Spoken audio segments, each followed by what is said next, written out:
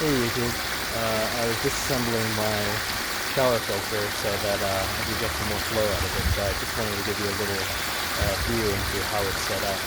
So as you can see, the filter water goes is piped into the waterfall, and it is sent through a tube that I pretty much perforated with a bunch of little holes in it, and it showers into the bottom of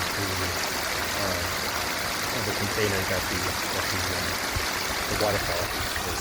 And that waterfall is an aquascape slate waterfall, and it's made of fiberglass or plastic, and it's completely hollow inside.